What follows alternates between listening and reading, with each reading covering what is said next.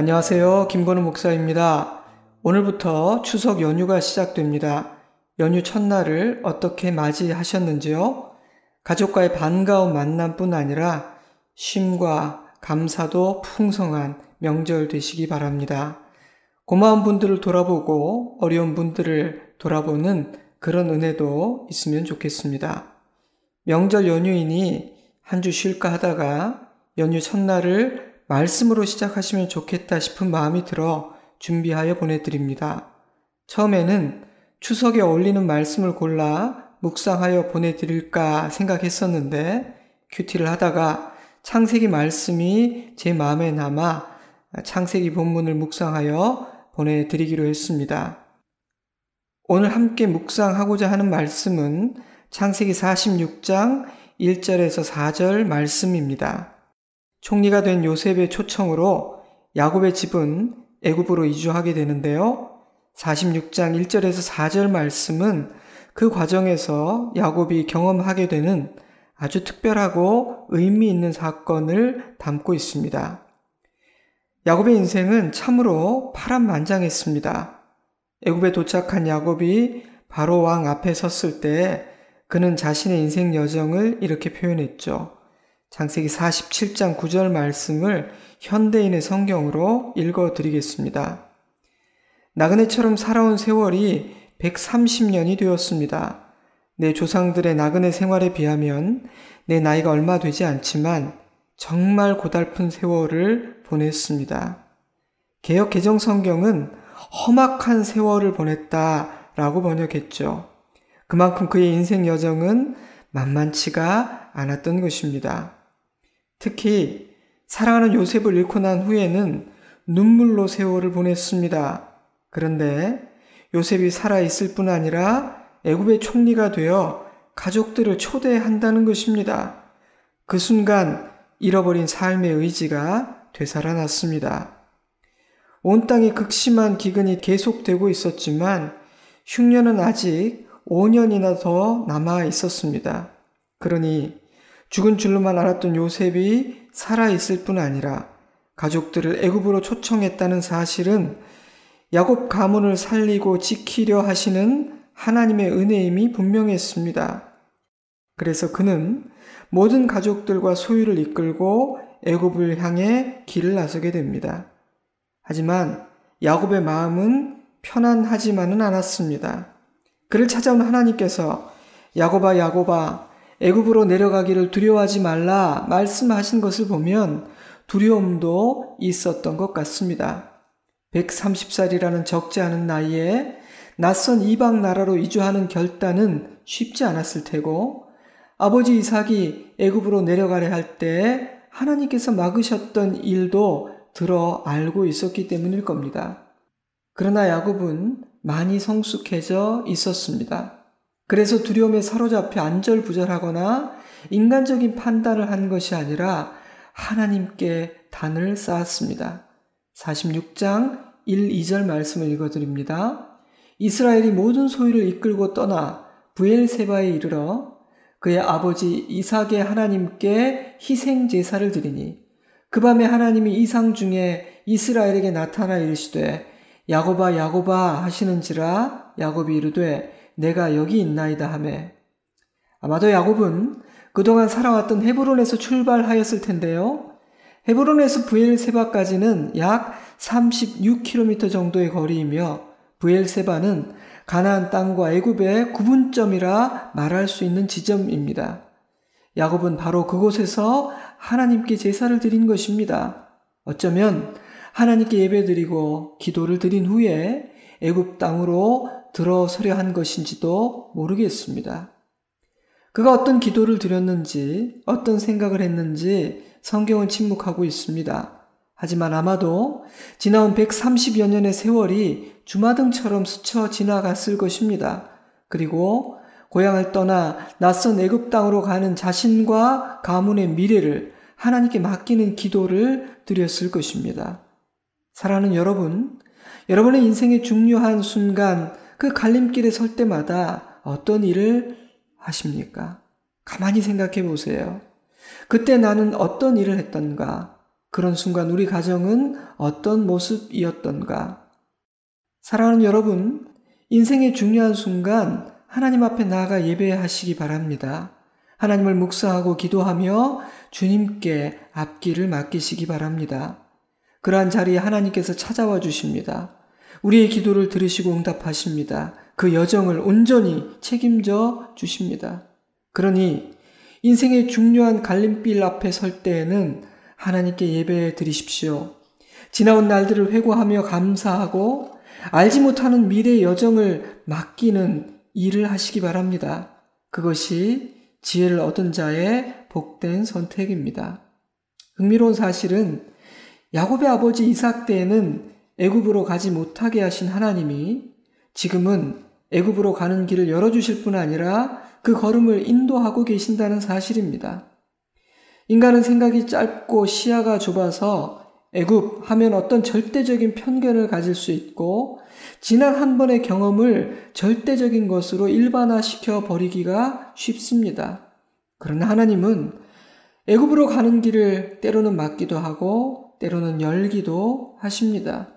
애굽도 하나님의 다스리심 안에 있기 때문입니다. 때문에 하나님은 애굽을 야곱의 집이 기근을 피할 피난처로 사용하실 뿐 아니라 이스라엘 민족이 잉태되고 강해지는 텃밭으로 사용하십니다. 그러니 그런 하나님의 인도하심을 따라 애굽으로 가는 야곱은 두려워할 필요가 없었던 것이죠. 사랑하는 성도 여러분, 하나님의 능력은 무한하며 그 지혜와 시야는 한없이 넓고 깊습니다. 때문에 우리의 좁은 식견과 시야로는 그 하나님의 시야와 지혜를 가늠조차 할 수 없습니다. 그러니 언제나 애굽이 아니라 하나님을 주목하는 것이 지혜로운 일입니다. 갈림길에 설 때마다, 인생의 풍랑이 덮쳐올 때마다 그 갈림길과 그 풍랑이 아닌 하나님을 바라보아야 합니다. 그래야만 관점이 바뀌고 시야가 넓어지며 지혜를 얻을 수 있기 때문입니다. 그러한 차원에서 생각해 볼 때 브엘세바에서 희생 제사를 드린 야곱의 행동은 참으로 의미 있고 중요한 행동이었습니다.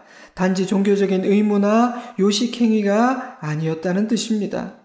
때문에 야곱이 단을 쌓은 그 밤 하나님께서 야곱을 찾아와 그를 부르십니다. 야곱아 야곱아. 1절은 이스라엘이라는 그의 새 이름을 사용하였는데 2절은 하나님께서 그를 그의 옛 이름 야곱이라고 부르셨다고 기록하고 있습니다. 그가 야곱일 때부터 함께 하셨고 이후로도 함께 하실 거라는 확신을 주시기 위한 하나님의 따뜻한 배려였다고 생각합니다. 야곱이라는 이름으로 부르실 때 많은 기억들이 떠올랐을 테니 말입니다. 하나님의 부르심을 들은 야곱은 이렇게 대답했습니다. 내가 여기 있나이다.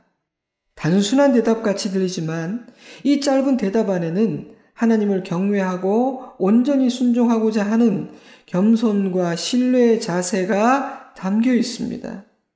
하나님의 말씀에 귀를 기울이고 아멘으로 받고 수용하고 순종하겠다는 자세이기도 합니다. 그러한 야곱에게 하나님은 이렇게 말씀하셨습니다. 3절과 4절입니다. 나는 하나님이라 내 아버지의 하나님이니 애굽으로 내려가기를 두려워하지 말라. 내가 거기서 너로 큰 민족을 이루게 하리라. 내가 너와 함께 애굽으로 내려가겠고 반드시 너를 인도하여 다시 올라올 것이며 요셉이 그의 손으로 내 눈을 감기리라 하셨더라. 하나님은 먼저 자신이 누구인지를 분명하게 밝히십니다. 나는 하나님이다. 나는 내 아버지의 하나님이다. 하나님은 자신이 하나님이라고 말씀하십니다. 위엄과 권위가 느껴지는 이 짧은 한마디만으로도 야곱은 든든한 마음이 들었을 것이라고 저는 확신합니다. 여러분 상상해 보세요. 하나님이 우리에게 나타나 나는 하나님이다 말씀하신다면 어떤 마음이겠습니까? 그러니 이 한마디는요, 굉장히 무게 있고 강력한 선언입니다. 그런데 내 아버지의 하나님이시라는 말씀을 덧붙이십니다. 사랑하는 야곱아, 내 아버지와 함께하며 보호하고 인도한 능력의 하나님인 내가 너의 하나님이다 라는 뜻입니다. 애굽으로 향하는 이 여정은 약속의 변경이나 예정에 없던 뜻밖의 사건이 아니라 너의 할아버지 그리고 아버지에게 약속했던 내 뜻과 계획의 성취라는 의미이기도 합니다. 자신이 누구인지를 밝히신 하나님은 애굽으로 내려가기를 두려워하지 말라고 말씀하십니다. 인생 말년에 낯선 땅으로 이주하는 야곱의 마음은 여러모로 복잡했고 이대로 영영 고향을 떠나 이방 나라의 객이 되는 것이 아닌가라는 두려움도 있었을 것입니다. 때문에 그의 모든 생각과 감정을 아시는 하나님은 애굽으로 내려가기를 두려워하지 말라 말씀하신 것입니다. 하나님은 야곱에게 두려워하지 않아야 할 이유들을 가르쳐 주십니다. 그것은 장차 하나님께서 행하실 일들에 대한 약속의 말씀이기도 했습니다. 첫째로, 내가 거기서 너로 큰 민족을 이루게 하리라는 약속입니다. 이 약속은 야곱의 할아버지 아브라함을 부르실 때 주신 약속입니다. 아버지 이삭에게 재확인된 약속이기도 하죠. 그러니 그 약속이 이제 성취될 것이라는 말씀입니다. 하나님의 말씀 그대로 야곱의 집은 애굽 고센 땅에서 한 민족을 이루게 됩니다. 사랑하는 성도 여러분, 하나님의 모든 약속은 반드시 성취됩니다. 하나님은 절대 헛된 말, 의미 없는 말을 하지 않으십니다. 그 누구도 하나님께서 말씀하시고 뜻하신 일을 가로막을 수는 없습니다. 그러니 여러분, 하나님께서 여러분에게 어떤 약속을 하셨습니까? 그렇다면 반드시 지키실 것입니다. 둘째로, 내가 너와 함께 애굽으로 내려가겠고 반드시 너를 인도하여 다시 올라올 것이다 라는 약속입니다. 사랑하는 성도 여러분, 그곳이 어디이든 하나님께서 함께 하신다면 그곳은 가장 안전한 곳입니다. 그러니 가장 중요한 사실은 애굽이냐 가나안이냐가 아닙니다. 하나님과 함께 하고 있느냐 아니냐가 가장 중요합니다. 어리석은 우리는 애굽이냐 아니냐를 굉장히 중요하게 생각합니다. 이 길이냐 저 길이냐만을 생각합니다. 그러다가 눈앞에서 벌어지는 상황으로 인해 쉽게 마음이 흔들리게 됩니다. 그러나 그런 순간 우리가 생각해야 할 사실은 내가 하나님과 동행하고 있느냐 아니냐입니다. 나의 여정을 하나님께 온전히 맡겼느냐 아니냐입니다. 누가 나와 함께 하고 계신가? 라는 질문입니다. 만약 그러한 질문들에 긍정적인 대답을 할 수만 있다면 아무런 걱정을 하지 않아도 되는 것입니다. 때문에 야곱이 브엘세바에서 단을 쌓았다는 사실은 매우 중요합니다. 그것은요, 하나님, 솔직히 저는 저의 앞길을 잘 모르겠습니다. 두렵기도 합니다. 그러나 모든 것을 하나님께 맡깁니다. 오직 주님을 믿고 길을 나섭니다. 그런 마음으로 예배를 드립니다. 라는 신앙의 고백이었기 때문입니다. 사랑하는 성도 여러분, 우리에게도 이러한 믿음과 이러한 신앙의 고백이 있기를 주님의 이름으로 축복합니다. 그런데 하나님은요, 너와 함께 애굽으로 내려가겠다 말씀하셨을 뿐 아니라 너를 인도하여 다시 올라올 것이다 라고도 말씀하셨습니다. 이 약속 역시 온전히 성취됩니다. 그는 애굽에 묻히지 않습니다. 아버지가 죽자 요셉은 바로 왕에게 이렇게 부탁합니다. 우리 아버지가 나로 맹세하게 하여 이르되 내가 죽거든 가나안 땅에 내가 파놓은 묘실에 나를 장사하라 하였나니 나로 올라가서 아버지를 장사하게 하소서 내가 다시 오리이다. 왕은 그 일을 허락했고 야곱은 애굽 땅이 아닌 가나안 땅 막벨라 밭 굴에 묻히게 됩니다. 그곳은 아브라함이 헷 족속에게서 사서 매장지로 삼은 곳이었으며 아브라함과 이삭이 묻혀 있는 곳이었습니다. 그러니 하나님의 모든 약속은 온전히 성취된 것입니다. 하지만 이 약속은요, 단지 야곱의 시신이 가나안 땅으로 돌아와 그곳에 묻히게 될 것이라는 차원, 그 이상의 의미를 담고 있습니다. 이 약속은 훗날 야곱의 집이 한 민족이 되어 약속의 땅으로 돌아오게 될 것이라는 약속입니다. 하나님께서 정하신 그날 이 약속 역시 온전히 성취됩니다. 사랑하는 여러분, 하나님께서 여러분에게 주신 약속이 있습니까? 이 명절, 이 아침, 그 약속의 말씀들을 기억하고 붙드시기 바랍니다. 가족들과 나누고 함께 기도하시기 바랍니다. 하나님은 그 약속을 온전히 다 당신의 때에 이루실 것입니다. 마지막 셋째로 요셉이 그의 손으로 내 눈을 감기리라 라는 약속입니다. 따뜻한 위로가 담긴 사랑의 약속이죠. 하나님의 말씀대로 사랑하는 아들 요셉이 아버지의 임종을 지켜봅니다. 야곱은 요셉이 죽었다고 생각했기 때문에 이것은 놀라운 축복이요 은혜였죠. 뿐만이 아닙니다. 요셉 덕분에 애굽의 왕들처럼 70일간이나 그것도 국가적인 차원의 장례를 치르게 됩니다. 그렇게 야곱에게 주신 모든 약속들은 완벽하게 성취됩니다. 그러한 하나님의 약속의 말씀을 받은 야곱은 브엘세바를 떠나 애굽으로 향합니다. 어쩌면 야곱은 애굽에서 생을 마감하게 될지도 모릅니다. 때문에 그는 복잡한 마음으로 많은 생각을 품고 고향을 떠났을 것입니다. 그러나 그런 야곱에게 하나님이 찾아오셨고 약속의 말씀을 주셨습니다. 그래서 이제는 담담하게 평안 중에 담대하게 애굽으로 향할 수 있습니다. 하나님의 음성을 듣고 순종하는 인생에는 평안함과 담대함이 있는 것입니다. 저와 여러분의 남은 인생 여정도 그러하기를 주님의 이름으로 축복합니다. 이제 말씀을 정리하겠습니다. 미지의 길, 새로운 여정을 떠나는 야곱은 하나님께 단을 쌓고 예배해 드렸습니다. 우리도 그러하기를 바랍니다. 언제나 예배가 우리 삶의 중심을 잡아주고 중요한 순간에는 더욱 예배하는 자 되기를 바랍니다.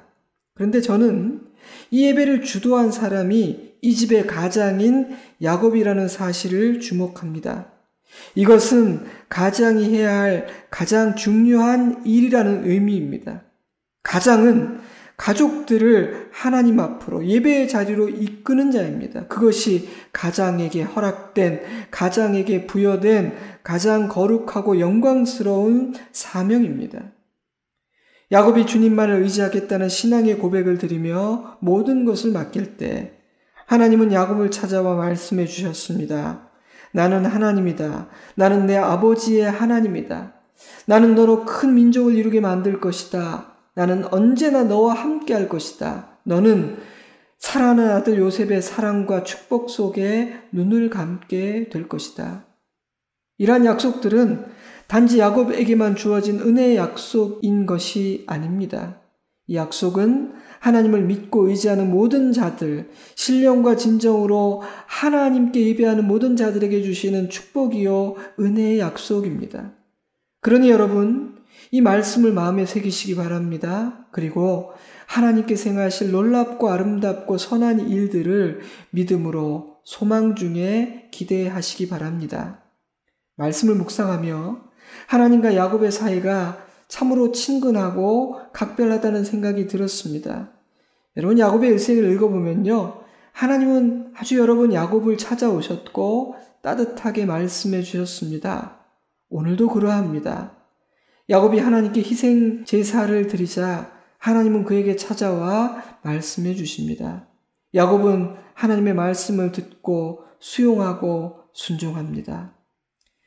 야곱이 나이가 들어가면서 하나님과 야곱의 관계가 더 깊어진 것 같다는 생각이 저는 들었습니다. 우리와 하나님과의 관계도 그렇게 더 깊어지고 더 무르익기를 소원합니다. 하나님을 찾고 예배 드리는 일이 우리에게 너무나 자연스럽고 당연한 일이 되기를 바랍니다. 하나님과 동행하는 것이 우리의 가장 큰 즐거움이며 평안할 수 있는 이유이며 담대할 수 있는 이유가 되기를 바랍니다. 명절 연휴가 시작되었습니다. 가족과 함께 예배 드리는 시간을 가지시기를 바라요. 우리 가정을 지금까지 돌보아 주신 하나님의 은혜에 감사하는 시간을 가지시기 바랍니다. 예수를 믿는 사랑하는 우리 성도 한 분 한 분의 가정을 축복합니다. 여러분의 가문을 축복합니다. 부족한 저와 저희 가정을 위해 기도해 주시고 사랑해 주시는 것도 진심으로 감사드립니다. 명절 연휴 가족들과 좋은 시간을 보내시고요. 주일에 뵙겠습니다. 사랑합니다. 축복합니다. 샬롬.